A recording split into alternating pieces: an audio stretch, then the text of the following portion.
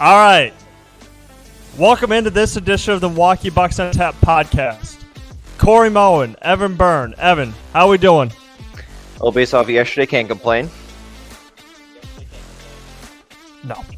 No complaints should be had after yesterday's shellacking of the Indiana Pacers. Earlier in the week, like Friday, when we were trying to predict of like how do we think this game is going to go. You thought it was high scoring. I honestly thought the Bucks would drop game one just based on how everything is kind of unfolded in the past in these first round series, especially in game ones. Well, we were both wrong. It wasn't really high. It wasn't really that much high scoring, and the Bucks won. So, you know what? This is what happens. This is when I do a little reverse psychology, where I think like, oh my God, Milwaukee could steal this game, and they did. I don't even know if they necessarily stole it, but I think they played really well without Giannis. Like, this was a good first step. Now, do I think they could keep this going the rest of the series? I honestly don't know. I really can't answer that question because here's the thing. Game ones are legitimately about feeling the other opponent out. Okay? It's a long series. Okay? It's a nice 7-game series. So I'm not going to sit there and be like, the Pacers are just going to lay down and get swept. That's not going to happen. Okay? This is going to be a good series for both teams. Now, would I prefer to have Giannis? Absolutely. But see, this is where John Horst really makes his money, is what can we do without Giannis to supplement guys like Damian Lillard or Chris Middleton? And for the most part, I thought everybody stepped up yesterday. I think Brook Lopez had a pretty solid game. Bobby Portis chipped in 15 off the bench. And this is what Milwaukee's going to need to do to win this series, win a championship. The complimentary guys need to step up. Okay? Pat Connaughton's of the world. Malik Beasley's, Jay Crowder's, AJ Green's. Like, these guys have to step up. And, I think for the most part, I think even Connaughton, he chipped in some. So, I guess from your vantage point, what did you see from Milwaukee's Game 1 win against Indiana? I don't know. I was super nervous about it, just kind of going into it, like how we talked the last time. But I feel like when Lillard hit like the 2 threes in a row, it was like, all right, you kind of expect what's going to happen, because I know one of the last games against the Knicks, he kind of came out hot and had a high scoring game. So I just felt like from there, I'm like, all right, he's going to be the scorer for the game. Just going to see how it goes. Now I wasn't expecting to have 35 in the first half. But it felt good to kind of start off a lot hotter and not just start off super cold and then like kind of see how the game's going to go from there. Because again, it's better to have a lead than give it up than try to fight back. But we had mentioned the last time where we can tell from the first few minutes of the first quarter and the first few minutes of the third quarter. And based off of their start, I felt comfortable. It was a little close for a little bit, like up 5 or 6 points, kind of slowly got a bigger lead. But yeah, Lillard was cooking a lot. And just a lot of, I think, help from Chris Middleton, too. I feel like he was one of the guys that we mentioned, too, that also needs to step up based off of not having Giannis and how he has been injured the last few years. It's kind of like a bounce-back series for him as well. But I don't know. I just felt overall it was just a really good game and nowhere near how we had pictured it, like you had mentioned earlier. It was complete, I wouldn't say unexpected, but just kind of not the game I was expecting to happen originally. I think a really underrated star that hasn't been mentioned yet, Patrick Beverley. I think Patrick Beverley did a great job on Tyrese Halliburton, only holding him to 10 points. Mm-hmm. Yeah, only took 7 shots. So that was key. And I said, like, heading into the preview of this game was, if Milwaukee was going to sell out Indiana, like, other players outside of Tyrese Halliburton have to go off. They have to score. And Patrick Beverley is great at that role of just irritating the best player. Like that, that's a good role for him. And I think that's why Milwaukee picked him up is because he is a good playoff caliber player. He can affect a game. He can affect a game with his defense. So, I was very impressed with how, especially early on in the game, where Beverly was denying Halliburton the opportunity to get the ball.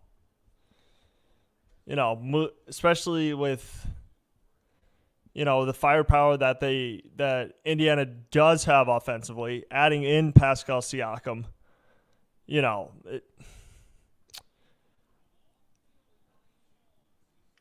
I think especially since you knew Miles Turner was gonna get his.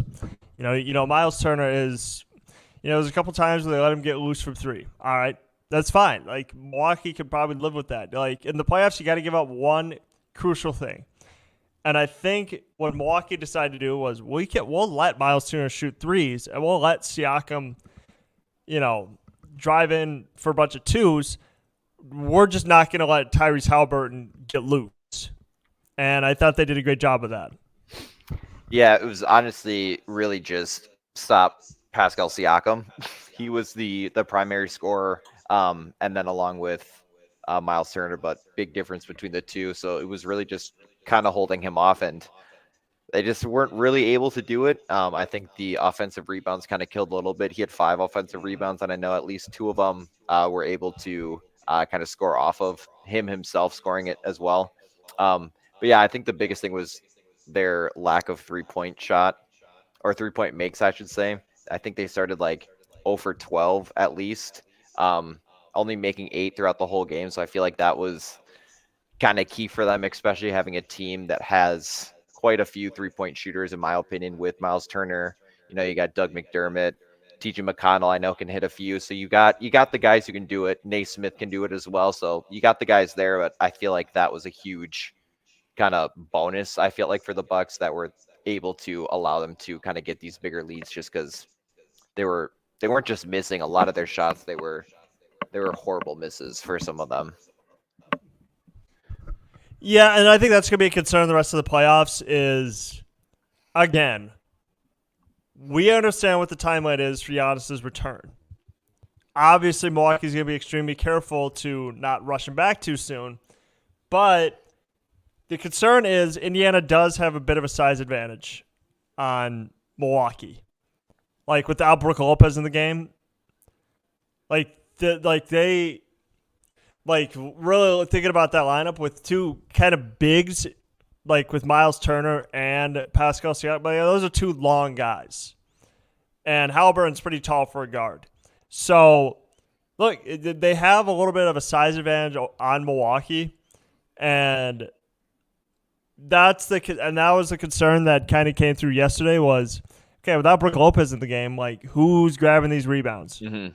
Are the guards crashing the glass? Because they're gonna have to, because you don't have that. You just don't have that Brook Lopez type of guy in there at the moment. So is Malik Beasley gonna crash the glass? Is Pat Connaughton gonna crash the glass? Patrick Beverley. They need all 5 guys on the floor. Brook Lopez isn't on there to crash the glass. And I felt like they didn't do a good enough job of it yesterday.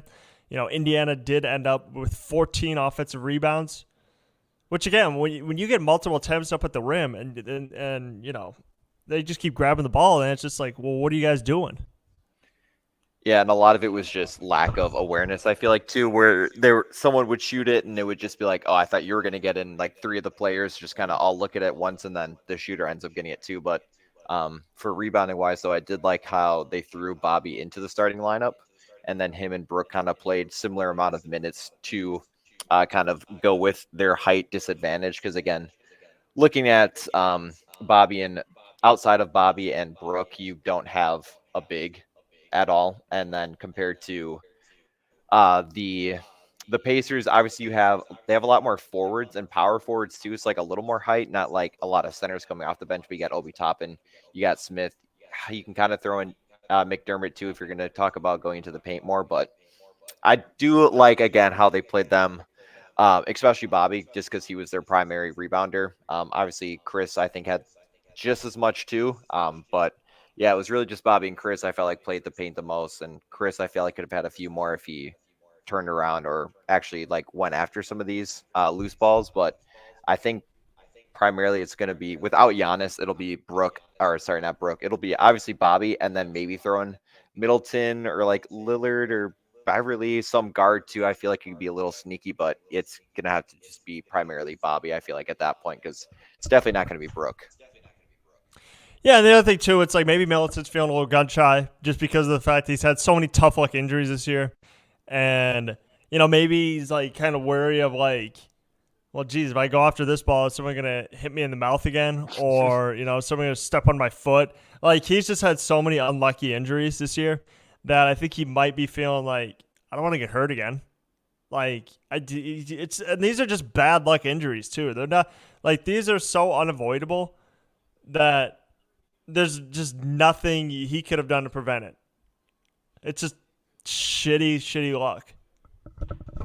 Yeah, it took the hand to the mouth from DiVincenzo, and you landed on KD's foot against the Suns taking a shot. But yeah, it is nice though that he was able to play 35 minutes, and I felt like the 35 minutes he still played well, as just kind of going at it. Obviously 1 for 4 from 3, but still had 23 points, so it wasn't like he played 35 minutes, but he was just kind of like wasting his time out there. He was efficient enough for them and effective overall. Got into a little foul trouble late in the end, but I felt like he was actually out there to be productive outside of some other games where he does play 25 plus minutes and it's like he's not even out there. Yeah, and the other thing too, it's like another stat I noticed: Indiana 40 points in the paint, which actually, if I'm being honest, really not horrible because Milwaukee had 34, so it wasn't like a huge issue. With Milwaukee being with who they are in terms of size, like, of course you're going to all points in the paint. They just don't have that paint presence, outside of Brook Lopez and, obviously outside of Giannis. So it's just, if they allow a few paint points, so be it. It's probably going to happen as long as Lopez is off the floor and as long as Giannis continues to miss games. I don't know. There wasn't, kind of thinking about it, there wasn't anything like noteworthy that occurred in the game. Obviously Milwaukee, they have a tendency to do where they grab a big lead and then the other team slowly starts to dwindle it. And I figured that was going to happen. Then everybody gets nervous because it's like, shit, we can't have a repeat of us blowing another playoff lead. Like, please fucking hang on to this shit. And they did. And honestly, like, of course, Indiana's going to make a little bit of a run, but then Milwaukee just kept stepping on their throat. And, that's a credit to Doc Rivers. That's a credit to everyone for stepping up and making plays, especially in the fourth quarter when Jay Crowder and Malik hit those threes. Like, those I think were the turning point because Indiana was, they cut the lead. They cut the lead in half a little bit. Then all of a sudden, I believe it was Malik Beasley, put them back up by 20, and, it was curtains. Yeah, it felt good because obviously going out of it, the Bucks are notorious for having atrocious third quarters itself, but they only scored 14. But yeah, the late game where they got it to like 11 or 12 points was like, all right, like 15 plus point leads, I feel like it's a little more comfortable. But yeah, the Beverly, Jay Crowder, those shots, and Malik Beasley late in the end was a lot less stressful, I guess, because they put them right back up to 21. I just felt like from there, they were able to just kind of coast into the win. Obviously, they kind of came back a little bit, which is expected, but to only win by 15, you're not going to win by 30. But it just, it felt good to have those guys, especially some who were kind of struggling earlier on. Malik Beasley, 3 for 7 from 3-pointers, so not horrible, but not like amazing. But the ones that they did make out of him, Beverly and Jay Crowder, were the ones that I guess were the most effective for, I guess, winning this game. Yep. So, kind of as we look ahead, what are you expecting for Game 2?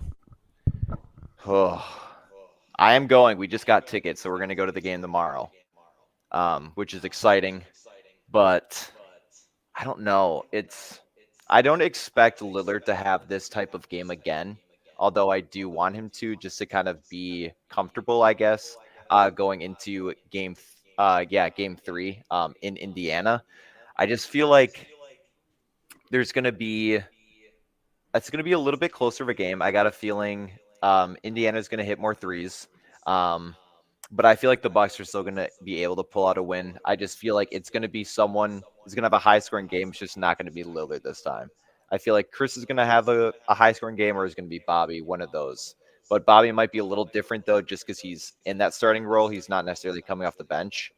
If they were to do the same lineup again for tomorrow, which is what I would assume they would do. But I got a feeling it's going to be a little similar, maybe a little bit closer of a game, but I still think the Bucks will pull it off. Yeah, and at the risk of it, I'm not gonna pick against the Bucks again.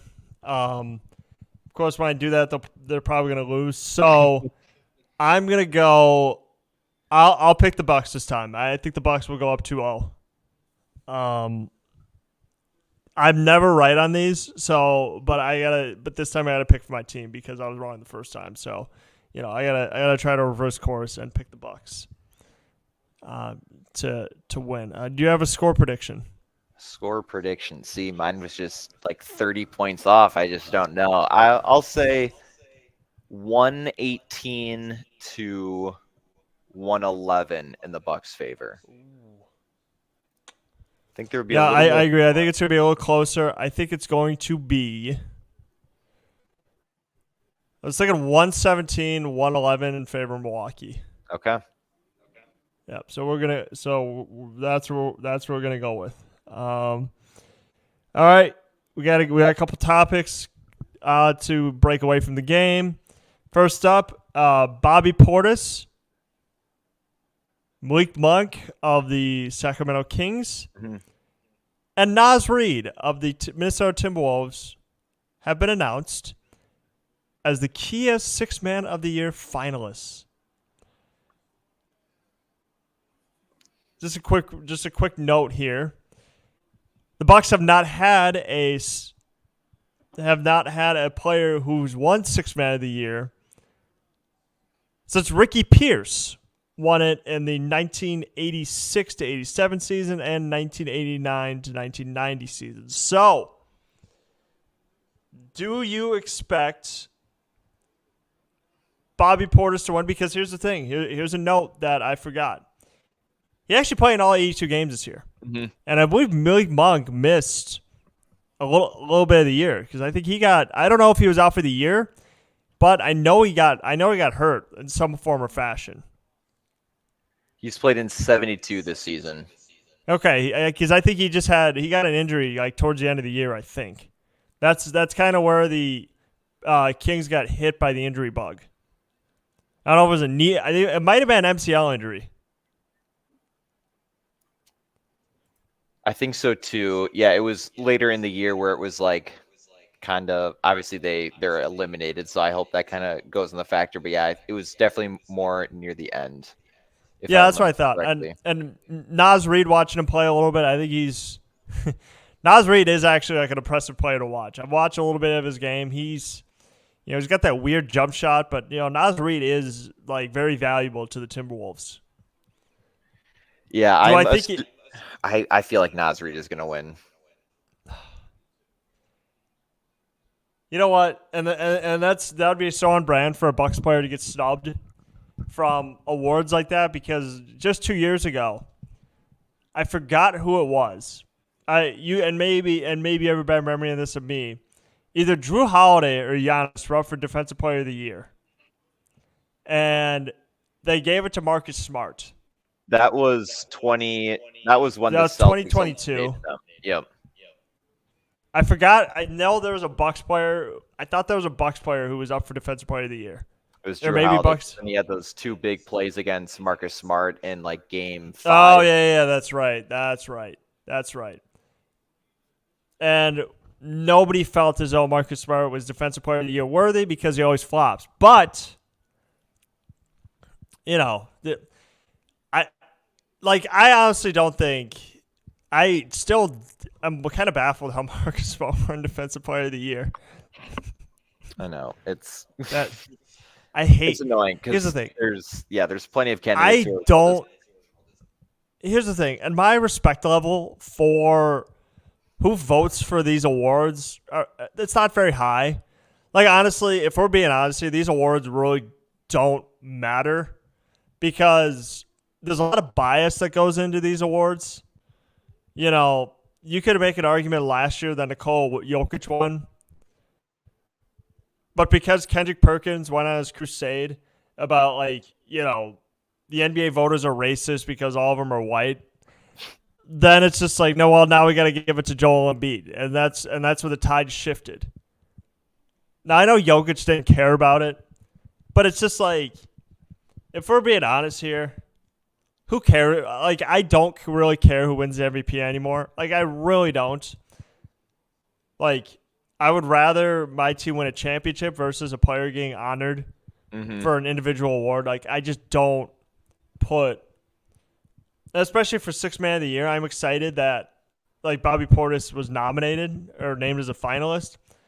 But realistically speaking, if Bobby Portis wins, fine. But if he doesn't, whatever, I'm not going to sit there and just be like, oh, we got snubbed for Sixth Man of the Year. I don't care a whole hell of a lot about these awards. And honestly, because they've I feel like they've diluted it a little bit. Like, does the MVP even have to give a speech anymore after winning? I don't think so. I'm so I'm trying to remember. I remember when Giannis gave his speech the day after. Yeah, but I know they used to. Both. Huh? I know he did it for both because then the second one was during the bubble when he got it, or that was that. Yeah, that Defensive Player of the Year. That was during the bubble, but it was on TNT, so it's just again, I don't remember how many.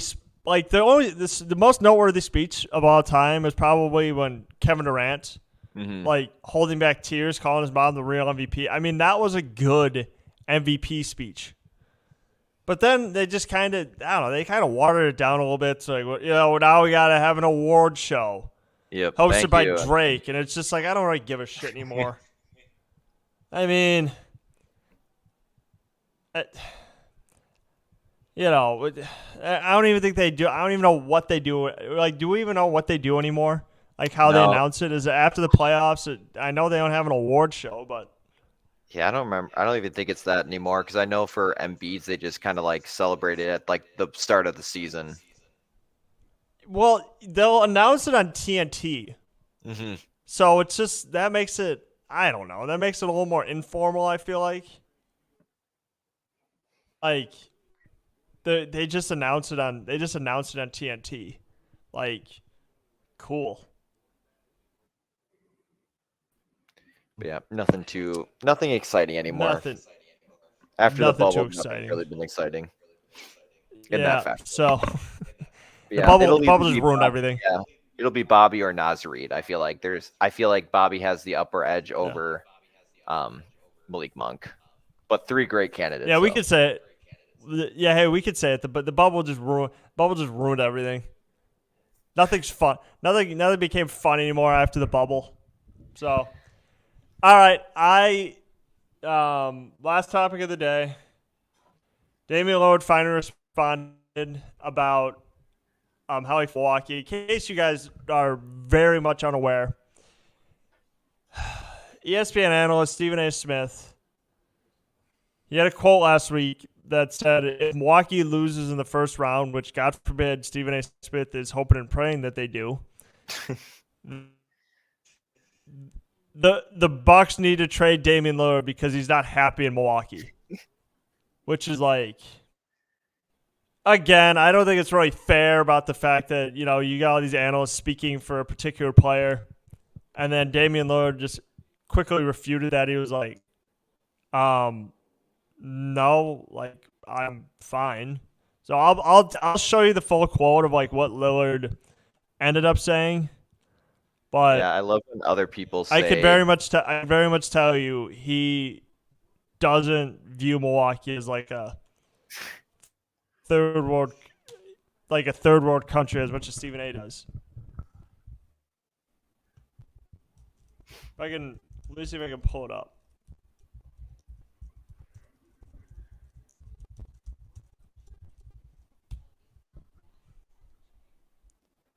Let's see. Yeah, he's not happy there. Yeah, well, the ESPN's been peddling that narrative the whole year.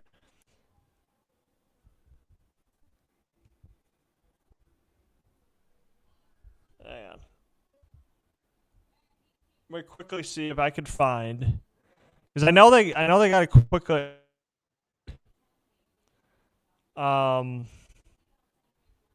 Oh, here it is.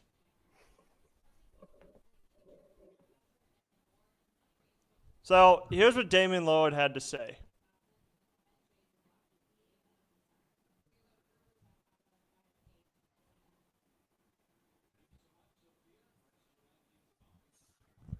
Hang on.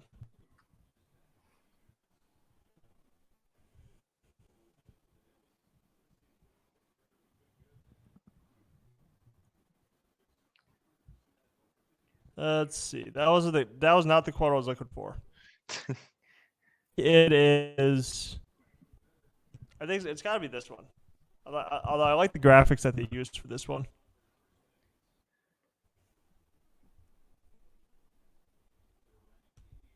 Come on.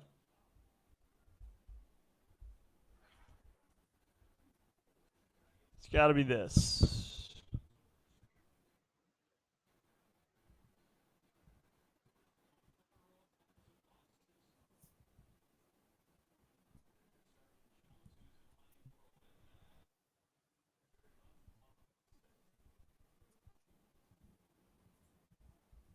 Okay, that's the same guy. That's the same loser. Let's see. This one. I think this was written by a little more professionally. I will quickly point out that, Damian Lillard, is going through a divorce and he's battling custody of his children. So I'm just saying. oh.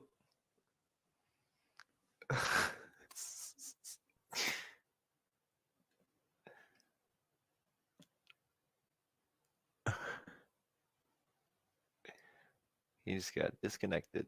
Whoop.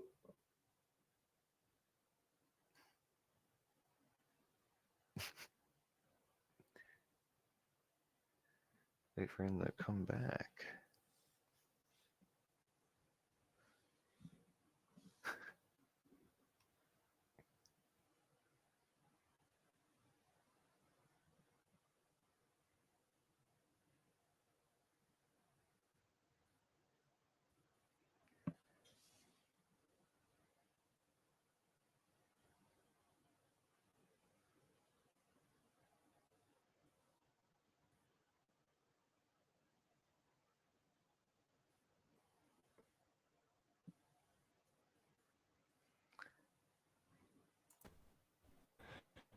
Apologies, we just had some technical difficulties. Luckily, they kept that going. But basically, did you hear all that? Yeah. Okay, so, well, first of all, he's not wrong. Okay, the problem I have with the issue I have is they are never held accountable for what they have to say. They can just make up stories or sources and all this other stuff. And, for Stephen A to say that, that's how could you just assume that somebody's not happy in a place? You want him to get out of Portland. Okay? You openly push for Damian Lillard to get out of Portland. Now he's not actually on a winning team, but, God forbid, here's the reason why Stephen A is saying that. It's just simply because they don't like to cover the Bucks. Correct. Okay? ESPN would very much prefer if the Bucks were like some fucking middling ass team, like a fighting for a 10th seed, so ESPN doesn't have to talk about them. Okay? If you notice the energy they keep for the Bucks, they make it seem like we are the worst team in the league. Okay? Even after we won the championship, ESPN is on us every step of the way. Okay, and that's fine. We're a small market team. Like, it's like we're not going to generate the clicks that the Clippers are, or the Lakers are, or throw out any even the Knicks. You know, oh my God, they act like the Knicks are in the finals every year. Like, we just don't generate the clicks. So the only way ESPN can make money is if they shit on us. Like, if you really think about it, like, if you get like Stephen A. talking positive about the Bucks, like, that doesn't line up his pockets. Okay, so what's going to generate the clicks?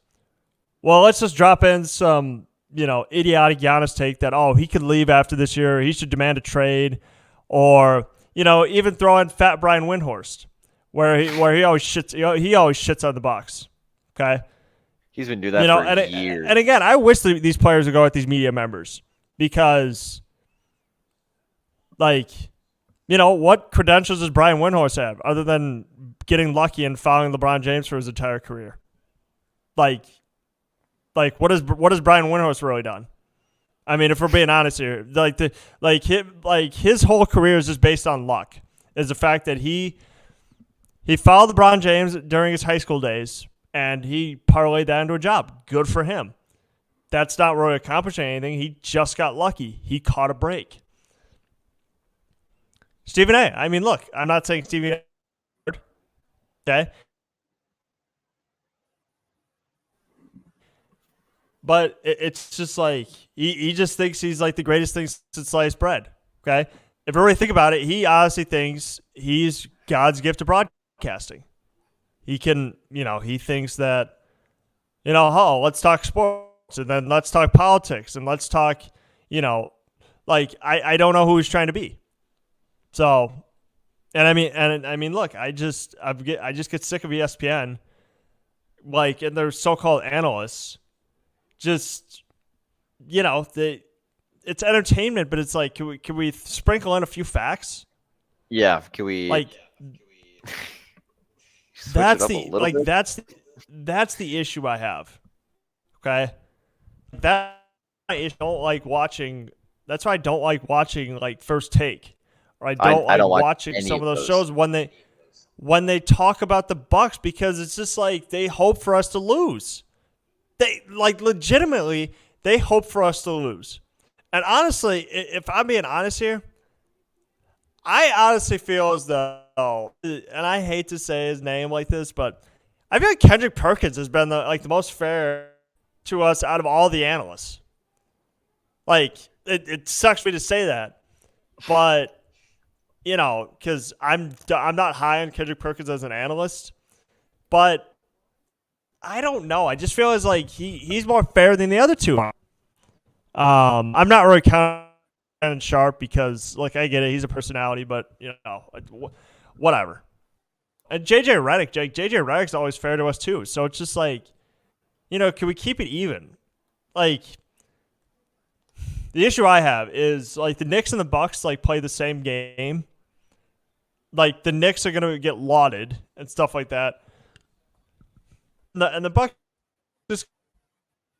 just no reason, or they hope for Giannis to leave just so they don't have to cover him. They don't believe it, but it's entertainment. It lines up their pockets.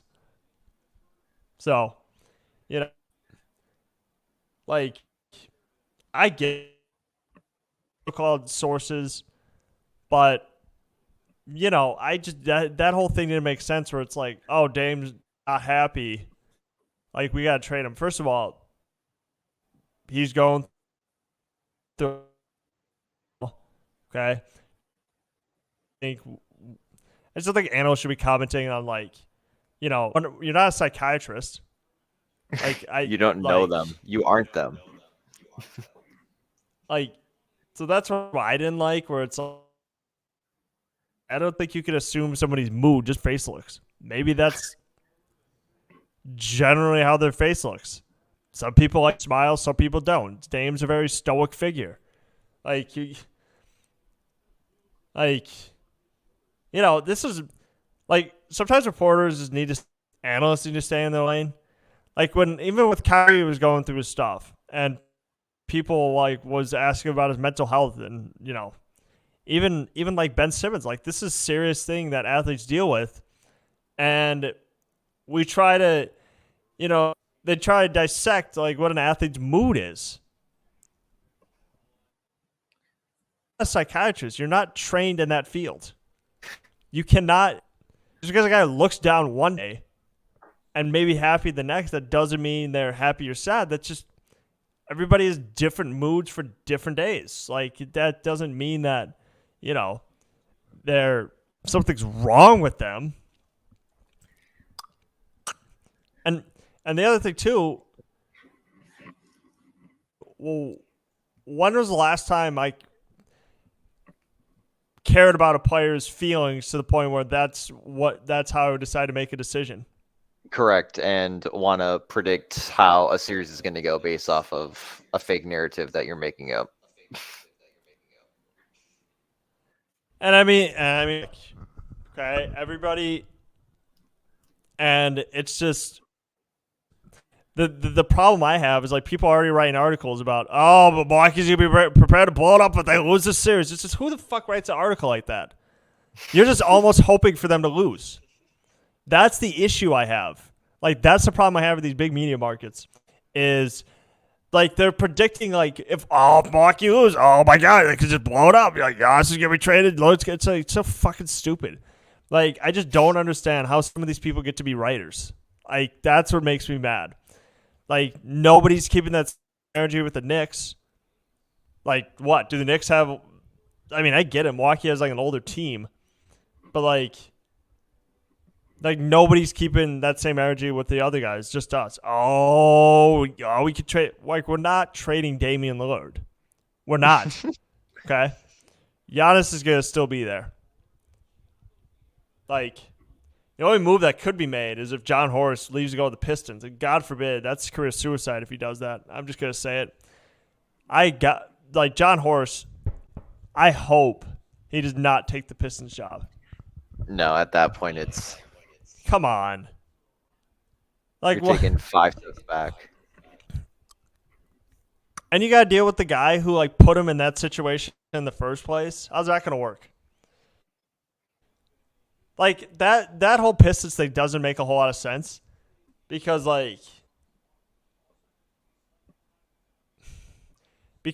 Troy Weaver put him in that situation in the first place by bad signings and bad drafting. So now all of a sudden, like, he's still going to stay there as the general manager, but someone else has to do it now. Someone else has to basically fix your mistakes. Yes. Oh my God, that's silly. That's silly. So yeah, sorry for the long-winded rant. Try to get a few things off my chest. Need to be said. I'm just tired of ESPN just things about, about a player's psyche or inner workings and stuff like that. So, I had to say it. Evan, you got anything else? No, getting game 2 tomorrow. Again, our predictions were only 1 point off, 118 to 111, 117 to 111. We'll see. I don't know what's going to happen, but just hoping for a win. Yep. So, all right, guys. Thank you for tuning in to the Milwaukee Bucks on Tap podcast. And we'll see you guys hopefully this week or next.